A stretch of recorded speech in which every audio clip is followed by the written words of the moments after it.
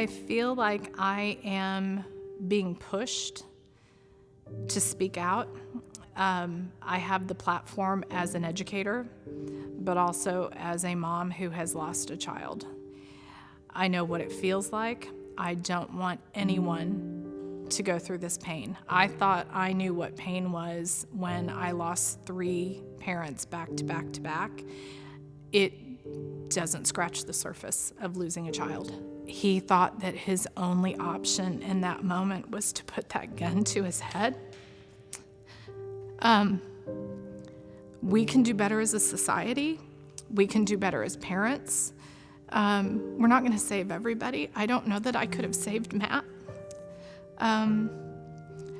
But I do know that I have a building of 700 plus kids who I have the blessing of interacting with every day. I'm also very comfortable talking with anybody. And I think that I have it on my heart that we use that phrase, end the stigma all the time. But it's not just talking about it, it's getting our hands dirty with it. And what does that really mean to end the stigma? We as a society need to acknowledge right now.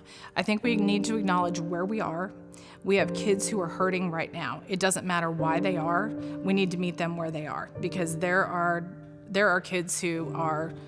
Look, suicide right now among our youth is the second leading cause of death, and it has doubled in the past 10 years. That should scare everybody. I think that we need to look at and help those individuals, but what we really need to focus on as well is what are we doing with those elementary age kids, with the preschool, with the elementary age kids? What are we in society sending out as messages? What are we expecting of the kids? And unfortunately, I think it is a societal wide issue. And everybody and every segment is going to have to make some changes before this starts to shift. Being in education for over 20 years, I see a lot of kids who are obsessed about their GPAs, who are stressing about college, who the little things seem insurmountable to them. I think in some ways we are so worried about bubble wrapping their experience to keep them safe, both emotionally and physically, that we don't give them those opportunities in safe environments to fail. And I think that we are doing our kids a disservice in that. Parents, too, are so worried about that 4.0. If a kid misses an assignment, oh my gosh, my kid's not going to be valedictorian. So what? Your kid's going to learn a life lesson. Your kid's still going to get into college, may not be Harvard, it's not going to be a deal breaker.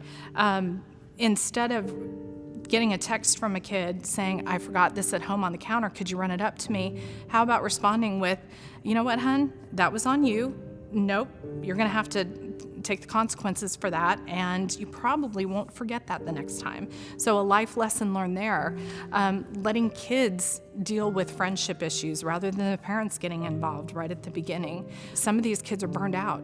They're playing year-round competitive club sports. Some of them love it, don't get me wrong. If a kid is loving it, that's great. The number of kids I have talked to who I've asked them, do you want to be playing it? They don't. It's the parents are wanting them to get college scholarships for it. The parents are not allowing them to quit. And that's many schools. I'm not just, isolating one. Other people I've reached out to. Those sorts of things, whether the parents are wanting their kids to be getting that message, and that's where I say we have to meet the kids where they are. If a parent says, that's not what I intended, it doesn't matter if that's what you intended, that's what your kid heard. So the communication has to get better, and the kids need to know, I don't expect you to get a 4.0, I expect you to do your best. I think that we need to have some hard conversations about the social media use, about the device use. The minute classes are done, the kids are on their phones like this. They'll sit in groups and they're on their phones like this. We got to start going a different direction. And I don't know. I guess for me, I feel like that's what I need to do for my own well-being at this point. If I feel like I have the ability, I have the means and I have it put on me to do it. And if I don't do something with it, then I think I'm throwing away an opportunity, and that would not be right.